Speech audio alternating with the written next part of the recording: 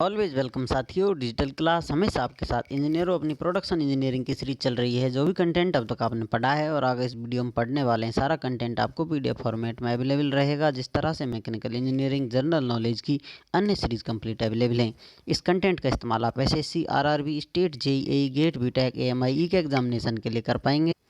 इससे पिछली वीडियोज़ में साथियों हम सॉलिड स्टेट वेल्डिंग कर रहे थे, उसके बारे में जान रहे थे। तो हमने एक्सप्लोसिव वेल्डिंग देख ली थी। यहाँ पर हम अल्ट्रासोनिक वेल्डिंग की तरफ कदम बढ़ाते हुए आए हैं।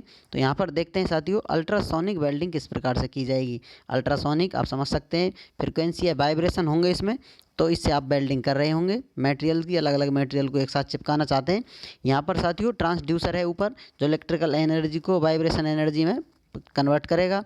और यहाँ पर ये सोनोट्रोड है, ये एक तरह से समझ लीजिए एक सोनोट्रोड है। एक इसे रॉड, बार या एलिमेंट आप मान सकते हैं, इसको सोनोट्रोड के नाम से जानते हैं। इसके नीचे वाली जो टिप होती है साथियों, आप इस टिप को समझ सकते हैं, या फिर इसके नीचे जो सिरा होता है, यहाँ पर क्या लगा होता है साथियों, हाई स्पीड स्टील की टिप लगी हुई होती है। इन प्लेटों को वाइब्रेट करती है। यहाँ पर ये दो प्लेट हैं साथियों, एक प्लेट ऊपर है और दूसरी प्लेट नीचे है। नीचे सपोर्ट से एनविल पर रखी हुई हैं। ऊपर की तरफ एनविल को सपोर्ट करता रहेगा, रिएक्शन देता रहेगा। जितना ऊपर से प्रेशर लगेगा साथियों, नीचे से प्रेशर लगाएगा, इसको दबाएगा और ये वाइब्रेट कर कर इसको हिलाकर बेल्ट कर देती हैं, वाइब्रेट करती हैं प्रेशर से दाब कर। तो यहाँ पर ये दोनों मटेरियल एक दूसरे से चिपक जाते हैं। तो यहाँ पर हम इलेक्ट्रिकल एनर्जी देंगे, इसको करंट देंगे ट्रांसड्यूसर को, ये वाइब्रेशन पैदा करेगा साथियों, वाइब्रेशन जनरेट कर देगा। तो सोनोट्रोड से वाइब्रेशन ट्रांसफ़र कर कर आप प्लेटों पर, मटेरियल पर पहुंचा देंगे। दो प्लेटें साथियों इस सरफेस पर एक दूसरे से बेल्ट हो जाएंगे वाइब्रेशन और प्रेशर की वजह से। तो इस प्रकार से अल्ट्रासोनिक वेल्डिंग हो जाती है। तो अब आप कह सकते हैं साथियों, ये वेल्डिंग इतनी मजबूत नहीं होगी, बिल्कुल समझ लीजिए हल्का कोई ग्लू सा चिपका दिया आपने, थोड़ा सा बहुत मोमबत्ती की तरह मोम चिपका कर आप इन चीज़ों को चिपका सकते हैं। तो इतनी हल्की सी, मतलब कहा जाए थोड़ी सी बेल्ट की जाती हैं चीज़ें, बहुत ज़्यादा प्रेशर या स्ट्रेस इसमें डेवलप नहीं हो पाता, बहुत लंबे टाइम तक इस प्रकार ना चला पाएँ, या फिर इन पर लोड या स्ट्रेस आप नहीं लगा सकते। फिर आप कह सकते हैं इसका काम क्या है, क्यों ये दुनिया में आया है। तो साथियों इसका उपयोग कहाँ करते हैं, use to electronic and electrical elements. यहाँ पर डायोड, ट्रांजिस्टर, इस प्रकार की चीज़ों को इस प्रकार की वेल्डिंग से हम चिपका कर काम चला लेते हैं। वहाँ हमको उन पर उठा फटक करने की, लोड लगाने की ज़्यादा आवश्यकता नहीं होती, लेकिन उन्हें चिपकाना होता है। तो यहाँ पर हम अल्ट्रासोनिक वेल्डिंग का इस्तेमाल कर लेते हैं। सॉलिड स्टेट वेल्डिंग है, एक मटेरियल से दूसरे मटेरियल में चिपक जाएगा मटेरियल वाइब्रेशन की वजह से। तो अब साथियों वेल्डिंग और इसके पैरामीटर के बारे में जानते हैं, वेल्डिंग एंड इट्स पैरामीटर्स। जैसा कि साथियों पैरामीटर क्या है, किन पैरामीटरों पर वेल्डिंग को परखा जा रहा है, उन पर हम बात करने वाले हैं। तो यहाँ पर पैरामीटर है साथियों पोलरिटी, प्लस माइनस कहाँ हम रखते हैं साथियों, पोलरिटी ध्रुव किधर होते हैं। तो डायरेक्ट करंट स्ट्रेट पोलरिटी है, यहाँ पर डायरेक्ट करंट रिवर्स पोलरिटी, यहाँ पर एसी करंट है। एसी करंट जो है साथियों पॉजिटिव नेगेटिव बदलता रहता है, चेंज होता रहता है, तो वो सब आप जानते हैं। तो यहाँ पर बात की जाए पोलरिटी में साथियों, वर्क पीस की पोलरिटी हम प्लस रखते हैं और इलेक्ट्रोड की पोलरिटी हम रखते हैं नेगेटिव। इलेक्ट्रोड को नेगेटिव चार्ज दिया जाता है, इधर प्लस दिया जा रहा है वर्क पीस पर। और डायरेक्ट करंट रिवर्स पोलरिटी में साथियों क्या किया जा रहा है, वर्क पीस को नेगेटिव चार्ज दिया जाएगा और इलेक्ट्रोड को पॉजिटिव चार्ज दिया जाएगा। अब यदि बात की जाए एसी करंट हम इस्तेमाल करते हैं, तो वहाँ साथियों वर्क पीस में माइनस प्लस चेंज होता रहेगा, एक बार प्लस एक बार माइनस, हम जानते हैं एसी करंट चेंज होता रहता है फ्रिक्वेंसी के साथ।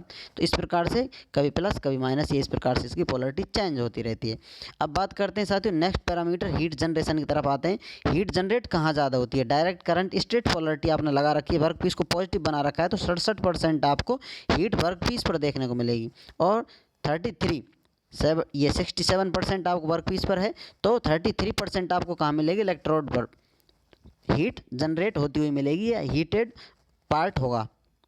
समझ सकते हैं आप, इन दोनों को ऐड कर दीजिए। 100% हीट जनरेशन है, तो सबसे ज़्यादा हीट वर्क पीस के पास, उसके पास इलेक्ट्रोड के पास रहती है 33%, 33% रहती है डायरेक्ट करंट स्ट्रेट पोलरिटी में। रिवर्स करंट में क्या होता है साथियों, चीज़ें चेंज हो जाएंगी। तो यहाँ पर वर्क पीस को 33% हीट जनरेशन देखने को मिलेगा, हीट इसको मिलेगी, और यहाँ पर 63% किस पर जनरेट होगी, इलेक्ट्रोड पर हीट जनरेट होगी। अब एसी में 50-50% होगी, क्योंकि ये बार बार वर्क पीस कब इलेक्ट्रोड एक दूसरे से चेंज करते रहते हैं, यहाँ पर प्लस माइनस चेंज होते रहते हैं। नेक्स्ट पैरामीटर की बात की जाए साथियों, पेंट्रेशन, कितना इसमें घुस सकता है, वेल्डिंग कर सकते हैं, अंदर जा सकता है। तो आप समझ सकते हैं वर्क पीस पर ज़्यादा हीट है साथियों, तो वर्क पीस ज़्यादा पिघलेगा अंदर की तरफ, डीप पेंट्रेशन होगा। अब यहाँ पर क्या है, रिवर्स पोलरिटी में क्या है साथियों, यहाँ पर इलेक्ट्रोड ज़्यादा पिघलेगा, वर्क पीस कम पिघलेगा, तो सैलो वेल्डिंग की जाएगी। तो यहाँ पर जो पेंट्रेशन होगा हल्का होगा, सैलो होगा, लेस होगा। और एसी आप करंट इस्तेमाल कर रहे हैं तो इंटरमीडिएट होगा, ना ज़्यादा ना कम, मीडियम रेंज रहेगी इसकी। अब साथियों बात की जाए वायर फीड रेट, आप कह सकते हैं जो इलेक्ट्रोड है किस प्रकार से गलेगा पिघलेगा, फीड दी जाएगी उसको, तो यहाँ पर लेस फीड दी जाएगी साथियों, और रिवर्स पोलरिटी में हाई फीड दी जाएगी, एसी में इंटरमीडिएट फीड रहेगी वायर की जो आप इलेक्ट्रोड से दे रहे हैं। यहाँ पर लेस फीड क्यों है साथियों, क्योंकि इलेक्ट्रोड आपका कम गर्म रहेगा, वर्कपीस गर्म ज़्यादा रहता है, 33% इलेक्ट्रोड हीटेड है, तो लेस वायर कंजप्शन होगा आपका। यहाँ पर कंजप्शन ज़्यादा हो जाएगा क्योंकि आपका जो इलेक्ट्रोड ज़्यादा गर्म होगा, पिघलेगा भी बहुत ज़्यादा, तो एसी में इंटरमीडिएट रहेगा। अब बात कर लेते हैं thickness of plate. Thickness of plate की बात की जाए साथियों, इस प्रकार से गहरी पेंट्रेशन होगी तो मोटी प्लेटों का आप वेल्ड कर सकते हैं। इस प्रकार से प्लेट हैं तो इनको जोड़ने के लिए गहरा पेंट्रेशन हो सकता है, इधर से करेंगे इधर से तो पूरा वेल्ड हो जाएगा, एक तरह से कहा जाए पेंट्रेशन अच्छा होगा, वेल्डिंग अंदर तक चली जाएगी। लेकिन यहाँ बात की जाए साथियों तो इतनी गहरी वेल्डिंग होती नहीं है, तो यहाँ पर थिकनेस कम होगी प्लेटों की। और यहाँ अल्टरनेटिव इस्तेमाल कर लेते हैं साथियों, कम ज़्यादा एसी करंट के हिसाब से आप समझ सकते हैं कम ज़्यादा किस प्रकार से वेल्डिंग हो रही है, तो इंटरमीडिएट अल्टरनेट कर सकते हैं इसको साथियों। वर्क पीस प्रिपरेशन, अब बात करें साथियों work piece preparation. Electrode preparation आपने देखा था टंगस्टन में, इलेक्ट्रोड इस प्रकार का नीचे इसको चौड़ा देते थे इसका डायमीटर, तो ये इलेक्ट्रोड प्रिपरेशन हो जाता था। वर्क पीस प्रिपरेशन किस प्रकार से हुआ है साथियों, इस प्रकार से आप वेल्ड कर रहे हैं, ये दो प्लेट हैं आपकी थोड़ी दूर दूर हैं इस प्रकार से, तो इनको आप वेल्ड करेंगे, पास लेंगे दिन के अंदर वेल्डिंग हो जाएगी। लेकिन साथियों अब इसको इस प्रकार से कट कर देंगे, और दूसरा आपका वर्क पीस ये है तो इसमें इस प्रकार कट लगा देंगे, तो इस प्रकार से फाइनल आपकी वेल्डिंग जो बनने वाली है इस प्रकार से जुड़ेंगे अंदर तक, इस प्रकार से आपकी वेल्डिंग हो जाएगी। कट नहीं करेंगे तो ऊपर ही वेल्डिंग रुक जाएगी, जॉइंट कमज़ोर होगा आपका। तो गहराई तक उतारने के लिए इसमें फिलर इस्तेमाल करने के लिए रॉड या पिघला कर जो मटेरियल पहुंचाते हैं वेल्डिंग में, तो उससे आपकी बॉन्ड जो दोनों मटेरियल को जोड़ रहे हैं आप अच्छे से बन पाएगा। तो इस प्रकार से जो कार्य किया जा रहा है इसको वर्क पीस प्रिपरेशन के नाम से हम जानते हैं।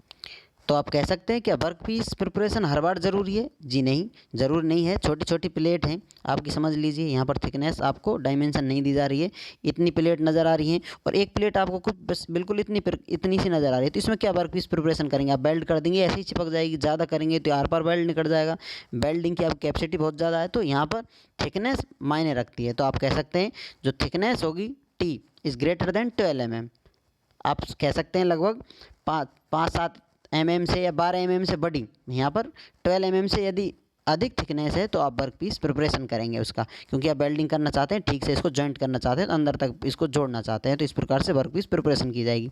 छोटी हल्की प्लेटों में थिकनेस कम है, उनमें वर्क पीस प्रिपरेशन की आवश्यकता नहीं होती।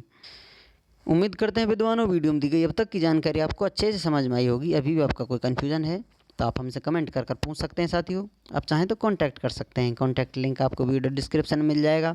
वीडियो को अंत तक देखने के लिए, चैनल को सपोर्ट करने के लिए आपका दिल की गहराइयों से बहुत बहुत धन्यवाद। मिलते हैं नेक्स्ट वीडियो में, तब तक पढ़ते रहिए, व्यस्त रहिए, मस्त रहिए। जय हिंद, वंदे मातरम।